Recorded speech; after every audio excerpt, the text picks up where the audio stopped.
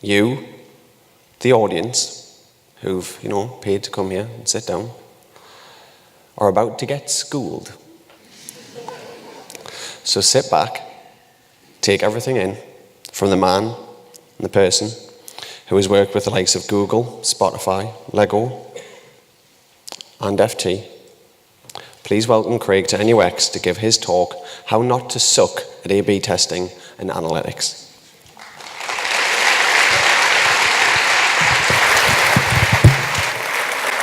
Thank you. See you later. Good afternoon. I'm delighted to be here. It's my first time here at NUX. And I came up, when I was writing this original deck on Sunday, I came up with this irrepressibly cheery title. But after I'd written it, I thought, no, this is the title that this actually needs. This is what it's about. 18 years of being in the UX industry, and this is what I'm talking about today. Why is it so badly broken? The bit about we're all going to die, that's the Internet of Things. It hasn't come yet. The deck is here to download if you want. It's already up there, so I'll put it at the end. But let me take you back to 1999, back in time to when I first started out. A lot of people think I'm a numbers guy. Oh, he's that A/B testing guy. But actually, I started life as a UX practitioner working for a small agency. And my guru, Gary Bunker, got me moderating in the lab, right? And after about 200 hours, I began to actually figure out what was going wrong. I began to stop getting defensive about my product, and I began to figure out this is the way to make things better. So it's a foundation of all my work. Everything that I do these days comes from that UX background. So where did this sort of awakening back in 1999 take me? And it takes me to the present day. What is it that I actually do? Well, I blend UX analytics and toolkits, and I teach companies how to experiment better. But mainly I help them find out where delight and money are leaking in their site, like a plumber, and find the easiest leaks that we can fix with the simplest tools most quickly. And that's my job. I'm going to get angry today, right? You'll see me get angry. I may swear, right? But it's because there is a reason for this. And somebody said to me the other day, why do you get angry about this stuff? And it's because we're fucking stupid. That's why. So let me explain why we're so stupid. Millions of years of human evolution has resulted in this, the Tesco finest meal for one. This is the best we've done. But let's analyse this. 5 countries, 4.5 billion worth of sales in Western Europe in 2015. If you're like me, one of the 30% of people that goes home to their alone at night. 30% of people in the UK will go home alone to this recipe cookbook. And it never looks like that. It never looks like it does on the packet, does it? But here's the bit, you're thinking, Tesco finest, it should be a finest experience. But no, this is what it's like. You try and rip the plastic off and it comes off in 62 pieces. Or you get the little edge bit, the square. So it's just a little edge and you can't then pick it off. You have to get a knife out and saw at the thing. So this is 3 minutes. Oh, what did you do last night? Oh, I stuck my fingers in my dinner for 3 minutes and picked bits of plastic out of it. What about you? This is great. If this is the peak end rule, I'm in a trough right now. And they summed it up on Reddit. If it comes off in one, it's going to be banging. If you're picking stuff out of your dinner for minutes, it's going to taste like shit. Right? Why? Why are we doing this? So I worked out what it costs us. And it turns out that in those 5 countries, we lose 840,000 days of people's fucking lives to picking out bits of plastic out of their dinners. I mean, if it's not bad enough with the injuries with old people stabbing themselves to go to A&E, what about the food wastage? That's critical. But it's the ennui, it's the boredom of thinking, God, as if it wasn't bad enough being single and having a meal for one. They rub it in by making me pick plastic out the dinner. How hard is this to fix? There, a lid. You'd think it was challenging. A lid. The whole world, millions of years of evolution. Hey, we could put a lid on it. And this is the manifesto. And I've sent this to the supermarkets and said, these should be the rules for your packaging. Like the last one, any packaging must be capable of being returned to its original state to preserve any unused contents. Just doing that in packaging would solve massive amounts in terms of food waste. It's just ridiculous. But let me take you back to the subject of the talk, which is not about swinging in Scotland. It's actually about a sport called curling from my home country. And these are the kind of people that I used to go curling with in my misspent youth. That lady at the front there, she's a terminator. But the bit that reminds me of A/B testing is the wee sweepy bit. When everybody gets that grim face on, like that, and they manage to move it, not at all, or a tiny little bit.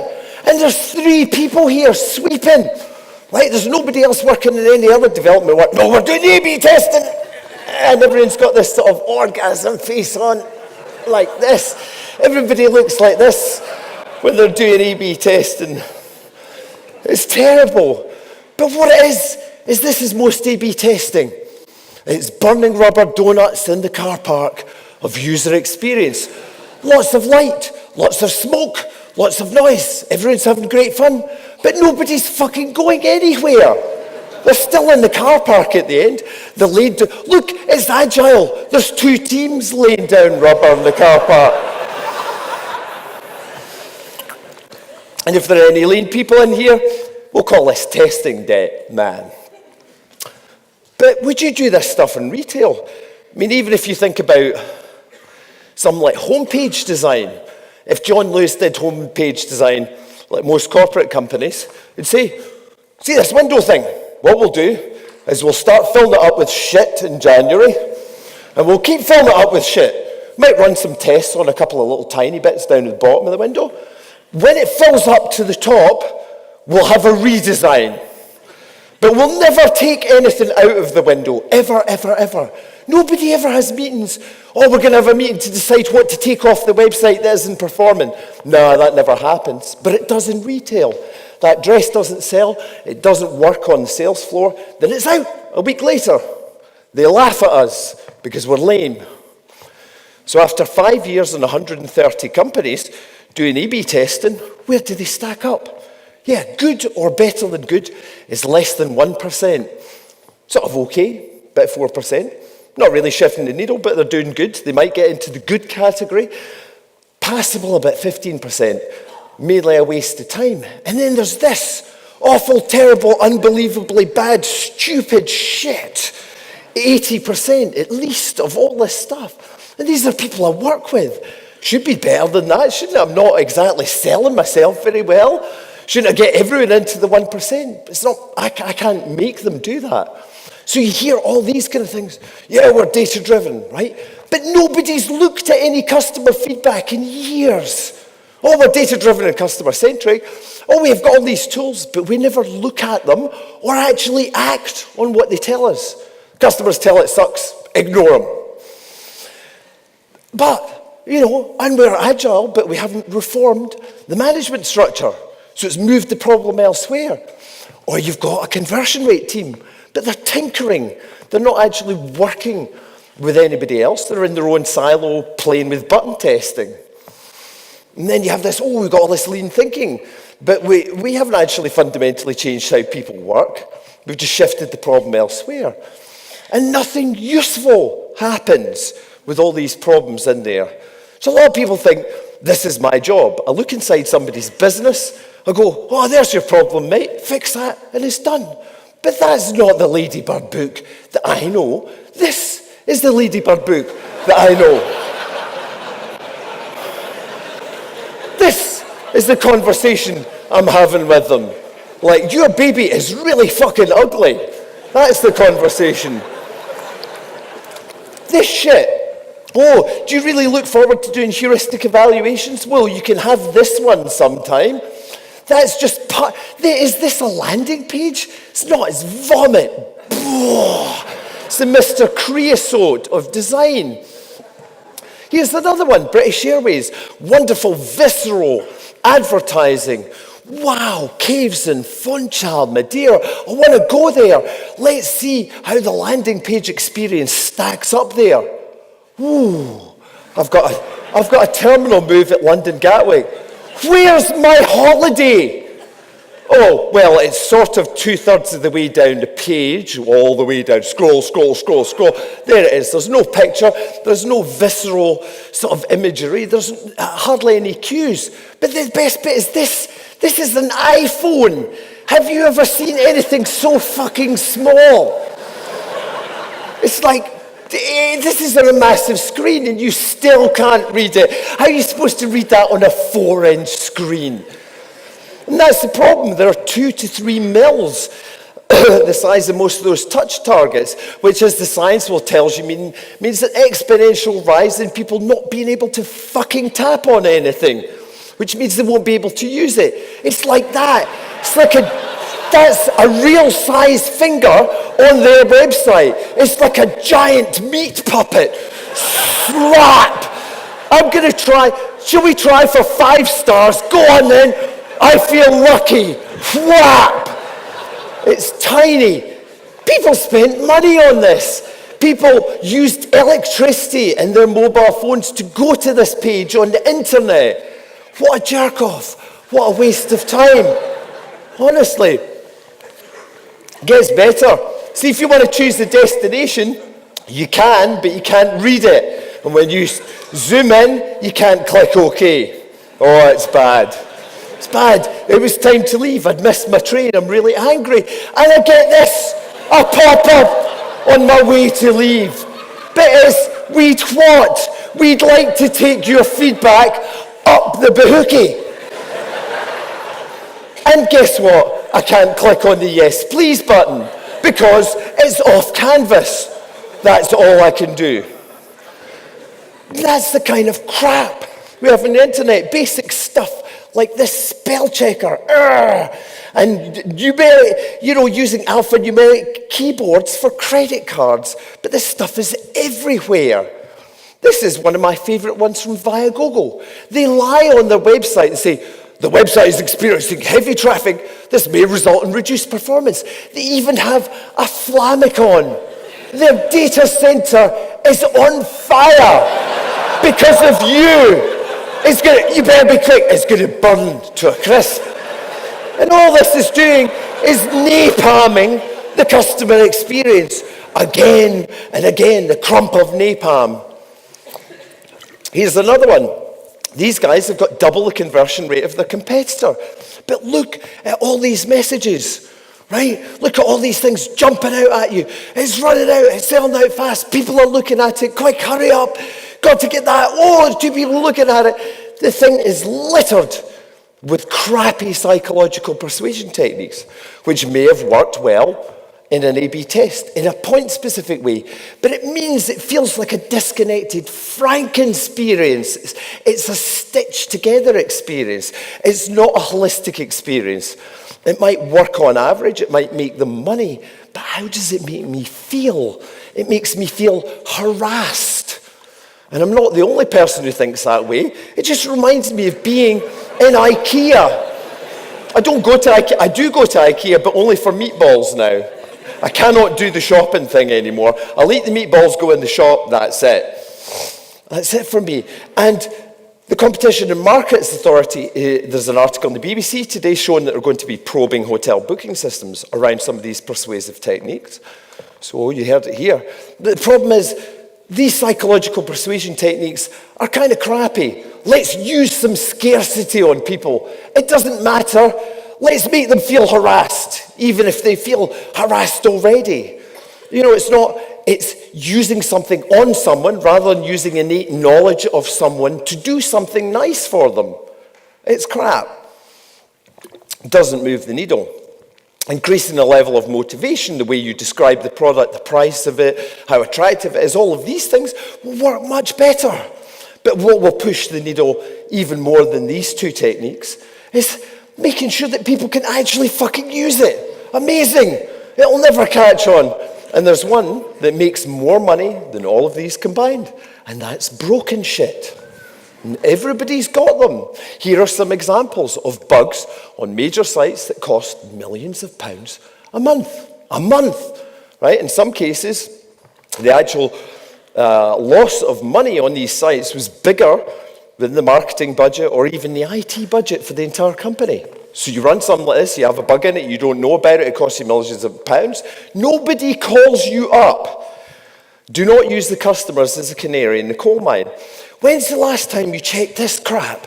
Does it work on the shit they have? Does it load? Can they use it? Can they read it? Everything else is just marketing whiffle. Okay? If you get this stuff right, if you spend 80% of your time on this little bit and you haven't sorted this out, then it's polishing a turd again. A/B testing. Adding that, we'll A/B test our site, which is a pile of crap, to make it a slightly better pile of crap. It doesn't work. And it's because an experience is only as good as its shittiest part. And this is the problem. These are the things that are gnawing away here. You know, nobody takes stuff away. We don't know what's wrong with our products. We're swamped with data. You know, and lean and agile have even left us with new types of debt. They haven't solved all the problems. They've moved some of the problems around. But the biggest problem is ego. Ego is the enemy. I know what to do. I worked in marketing for 20 years. I feel we should do this. Your personal opinion about your product makes fuck all difference to its performance. Because it's not for you. It's not your personal sandpit. It's for them out there. It's not for your personal thing. And this is where I live these days. This one diagram, doesn't matter what I'm doing, I will be somewhere on this diagram every week, right? Whether it's investigating a problem domain or whether it's optimizing a current product to get the maximum out of it. This is my life these days. This one diagram explains everything that I do.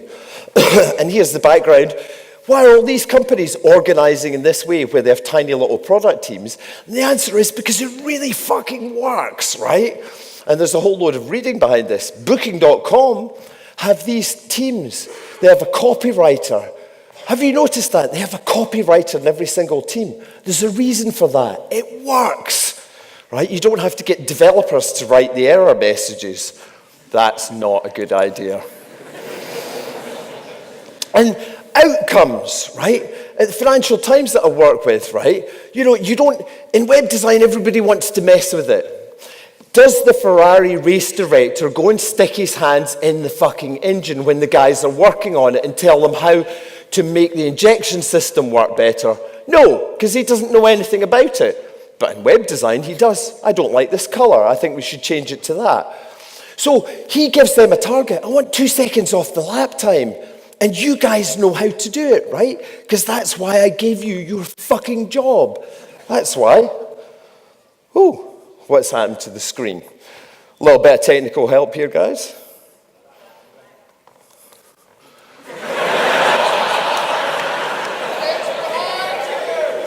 So it's behind you. It's back. Okay. So, have a look at what the Financial Times is doing. It's very interesting. They're on a journey. They've been writing a lot about it. But building products for them is like getting in a shower. They don't just launch them. They work on them and iterate them over a period of time. You can read more at labs.ft.com. But this is their setup. They've got small teams. They can publish on the platform hundreds of times a day. Stakeholders are completely decoupled from features. They don't ask you to deliver features. They ask you for metrics. We want a subscriptions team. We want 15% more in 6 months. Onboarding guys, we want more people, 75% more people in the next 6 months. And there's no sign-off chain. There's no meetings with stakeholders. In fact, there's even a person who's there to tell people to fuck off from the meetings. The fuck off person. So if any I heard you were having a meeting about the fuck off. So it's outcome, not feature-driven optimization. And it used to be that everything used to take at least 18 months, and they lost 50 to 70% of developer time on wasted crap. And post these changes, every single project, unheard of, gasp, every IT project was under budget and under time. That just doesn't happen. But it does in this scenario. And to them, product changes, A/B test, personalization, they are all the same shit. They're a hypothesis. You think that by changing that thing, something good will happen. It's an experiment, it's a hypothesis, it's not a truth. So this is what they do. So these are the kind of things that you can do about it. Reforming the organization rather than the tools. And, stopping ego from driving the product. But I'm going to give you some tips, practical tips and tools that you can take away and use and some further reading on this. First of all, here's some reading on lean research if you want to do stuff really quickly. And there's a whole load of resources on the whole lean corporate movement, if you want to call it that. But here's some power-ups for A/B testing and optimization I'm going to give you. These are the kind of volumes that these guys are running in terms of tests these days. If you're running one test a month, it's not enough. Let me tell you, you need to do more. But here's another problem. This is an amoeba. It doesn't have legs. It can't pedal a bicycle. It hasn't evolved to the stage where it can ride a bike, okay? And if you're in a startup and you have less than 500 conversions a month, then it's probably a waste of time doing testing. You need to work on your product market fit and user experience to get yourself to the stage where you can actually have enough fucking traffic to run an A/B test, right? If you A/B test at the start before you get this sorted, then you will go out of business. So don't test when you don't have the traffic. Stop copying other people. This is my P14 bus driver, right? He does the local circuit. He's not a well-known meth head, right? Running a secret lab buried underground, okay? Don't confuse the two. Stop copying shit on other sites, because it doesn't mean it will work on you. Your customers are not the same, your site journey, your traffic, none's the same. And those are all the articles that will explain why it's really stupid to do this. Stop copying your competitors. They may not know what the fuck they're doing either. And get with stats. All this stuff about machine learning. What is machine learning? Statistical models at scale. So if you don't have stats in your team, you want to run experiments, you want to do machine learning, you need people to get their heads around stats. If somebody in your team, your company isn't looking after the stats side of things, you will make mistakes. So these two slides, very important. Read this stuff and use these test calculators. Work out how long the test is going to take before you build it, please. Also, prioritize stuff. If you're going to have 200 tests to run or 200 product changes to make, isn't it more important to figure out what the impact and the cost of doing that is so you can do the really good stuff that will have the highest impact first?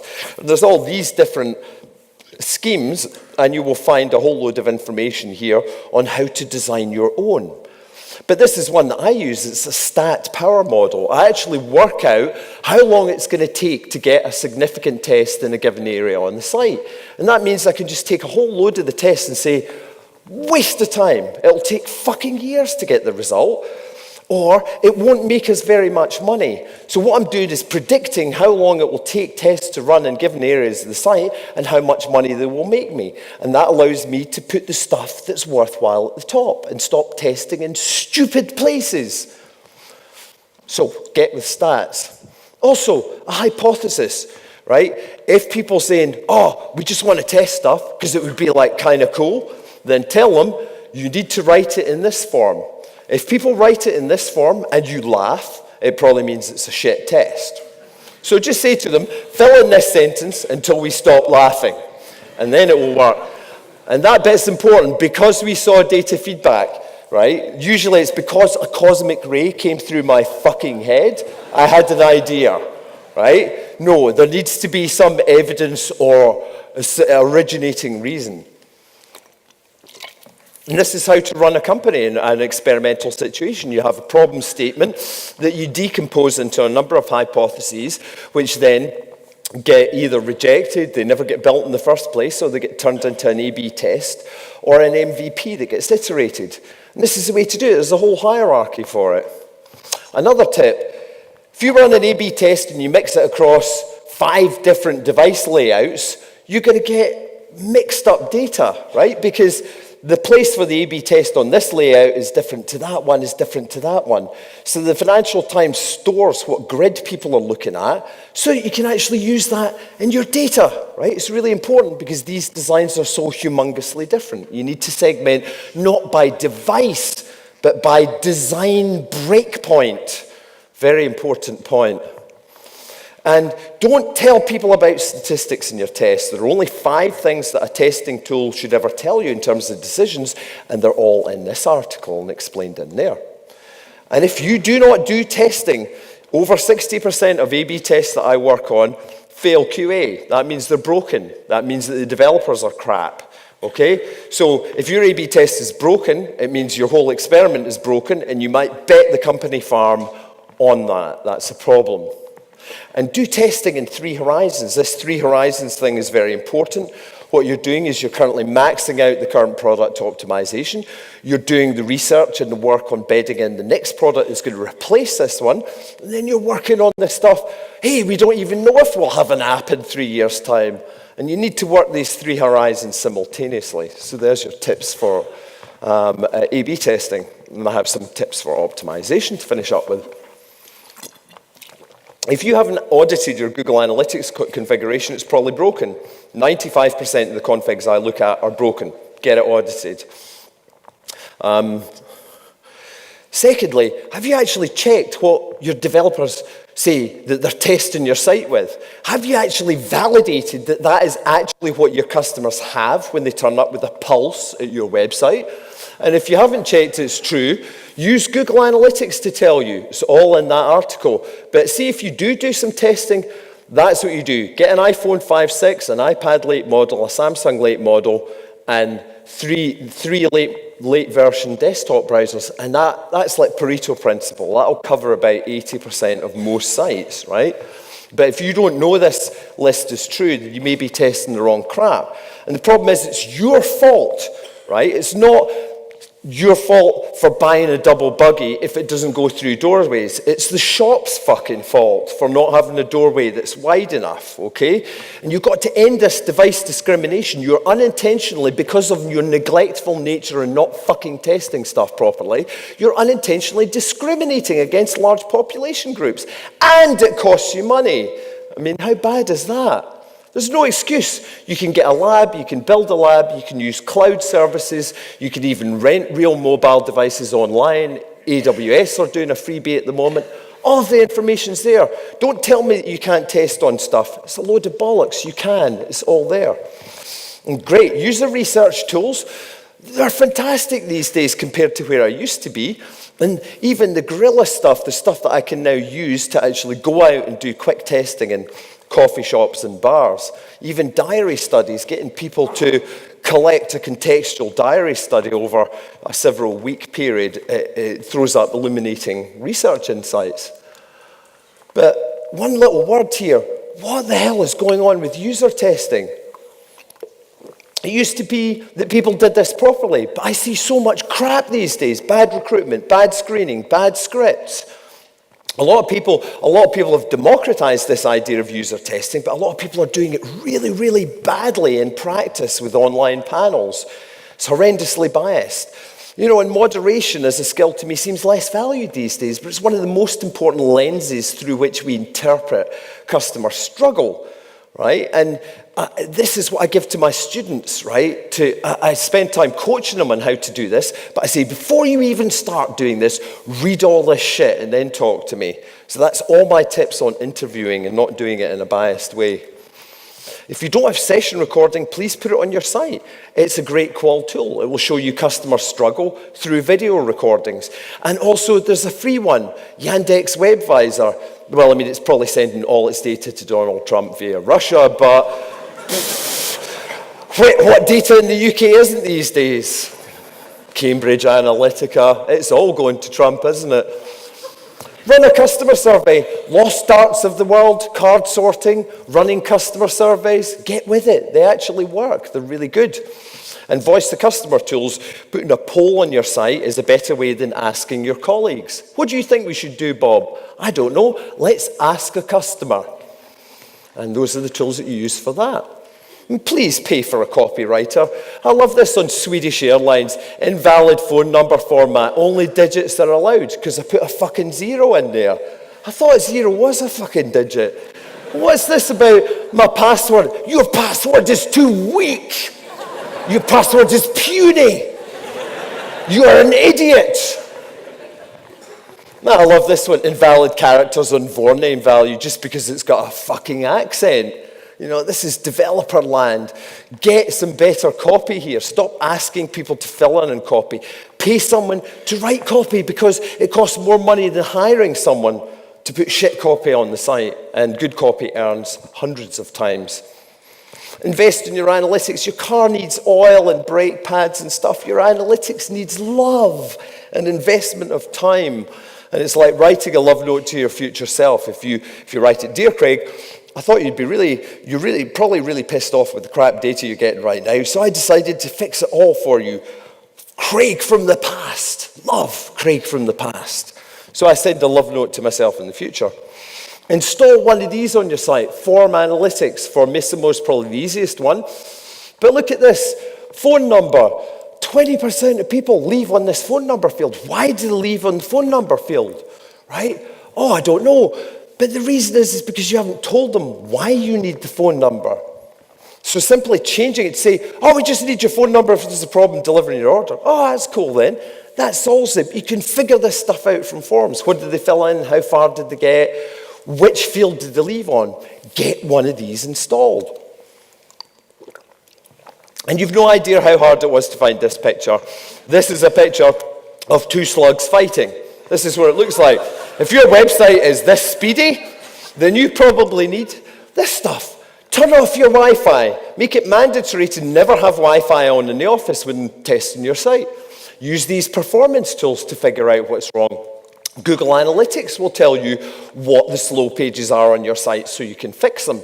And more importantly, there's a great talk here from Google on all their performance stats. If your page is loading in 2 to 3 seconds, it's okay. Less than 2 seconds, good. Over 3 seconds, you are losing lots and lots of money. Watch that video. So there are some optimization power-ups to add to the mix. So what's the message here? What do I want to say to you? Apart from the fact that writing everything in all caps is really fucking hard to read. Well, most A/B testing is dog poo. We're still building products with cross-devices experiences that suck, and defects and wastage cost us huge amounts of money. You know, people and culture make the problems here, not the tools. And let's get rid of this data-driven bullshit, right? Data doesn't drive anything, right? It's not the tail that wags the dog. People are the lens that make the decisions with the data. So, but, you know, taking UX analytics, testing, and tools and blending them nicely is definitely the best way to do this. You know, and reforming the company rather than the technology is the way to solve a lot of the organizational issues that hamper this work. Qualitative with quantitative triangulates and focuses you. You can't possibly test an e-commerce site in 45 minutes with a user research participant. So how are you going to figure out what's the most broken place in the experience to test in that 45 minutes? And that's where the analytics will help you. The analytics helps you focus the qualitative work. The qualitative work helps you focus the analytics work. The analytics work helps you narrow the qualitative work, and so it goes round and round. Don't use one or the other, blend the two. It's like a whiskey, better blended. And mainly, it's difficult to solve a problem that you don't understand. Hopefully some of these tools and tips I've left you with will give you practical stuff you can take away. I'm talking about all of this next week, and this is the thing that I do to optimize sites, and it's all explained on here. And really, don't forget, you're not optimizing a site or a piece of technology, it's a business. And for me, it's a bit like a watch. They want the front of the watch to say a particular time. I need to understand how all these little cogs and wheels work in terms of where the money comes from, where the happiness is. If I'm going to have any hope of making it show the correct time on the face of the watch, I need to understand the watch as well as any watchmaker does. Don't forget, you're optimizing a business. Thank you very much for your time today. All the resources are on here.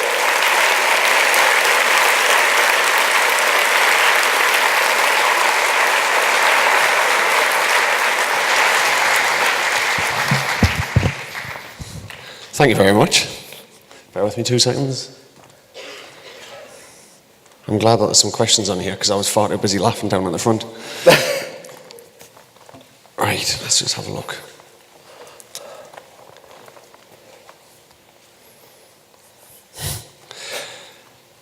The UX chap says, what does it take to make people realise that the burger menu is shredded beef in UX terms? And how is Wimpy still going?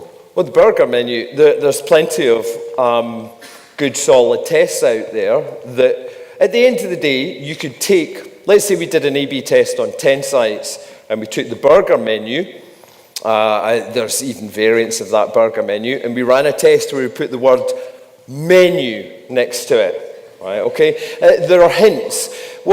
The problem you've got is that if your target audience is only people who know what a fucking burger menu is, then put a burger menu on there, and your target audience may know what that is, or they may have been exposed to it. However, if you've got any kind of wide reach of audience, you will probably find out, as I have done on multiple A/B tests on sites, that simply having a burger, for some people, it does not denote this is the menu, right?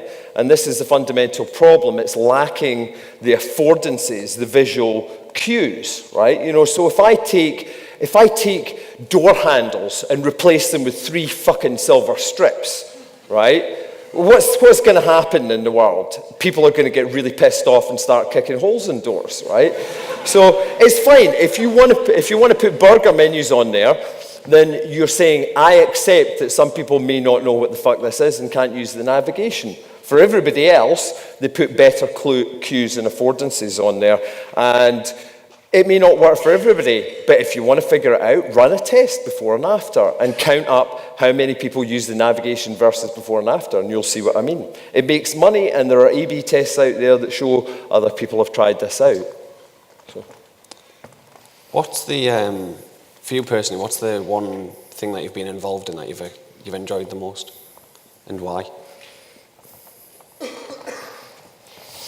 I think the one thing that I found most enjoyable in my whole career was taking friction away from things. I think it was when I first realized that, yeah, okay, you know, I've got a job and there's a means to an end and I'm kind of doing this for a reason, but I actually realized there was a higher purpose to my work, a bit like the microwave thing. Actually, I really deeply care about this sort of stuff, and I want to take this friction away. It was just figuring out, you know, if this site's used by 20 million people a month and this forgotten password routine is a piece of dog crap, that's millions, you know, hundreds of thousands of people who are having a miserable day because of crappy design. And okay, maybe it's not, you know, saving the planet in quite some obvious way, but I like to think I'm doing some form of social good.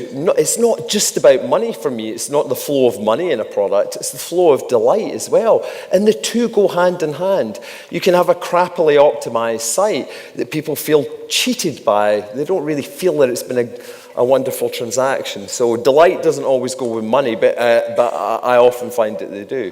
So that was probably the most fun thing I've ever done, is discovering a higher purpose in my work.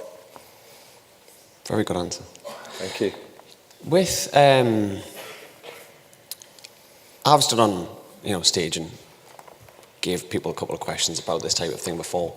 Everything that you've talked about, very funny, but makes perfect sense. And when you sat in the audience and say, that's absolutely the way that we should be working, yet it still seems to happen where people aren't thinking about that first. Well, what do you think that we can try and do as a... There's so many reasons. Ego is the biggest trap. We still have people, you know, we haven't managed out at the more senior level people in companies. I'm waiting for them to die, basically. Darwin will take care of that tier of management in the end. So I'm hoping that the people who will move into those positions will actually take this a little bit more serious.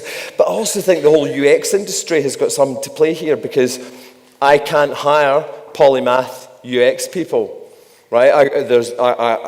One of the largest agencies in the whole of Europe never fucking looks at data, right? They don't have any data department. They don't look at analytics data. They don't do it as part of the research. It's all pure research. That's a mistake, because all those people that go to work at that company get taught only how to do that thing. They never get exposed to analytics, session replay tools, psychological persuasion techniques, A/B testing. No, we're still churning out the same UX roles with the same fucking names, the same cookie cutter people that we were doing back in 1999 and 2000. Now, the agencies will say that's because the clients keep asking for that, and the clients will say, well, that's because the agencies keep providing the same old shit, right? But somebody's got to put a big stick in that somewhere, because the kind of people that I hire for these days, I wouldn't hire people from those UX agencies because they do not have the range of, qual and quant skills and toolkit experience that I need. I need polymathic researchers, not narrow vertical researchers. Yeah, brilliant. Craig, thank you for one of the best talks I've ever seen. No worries. Thank you.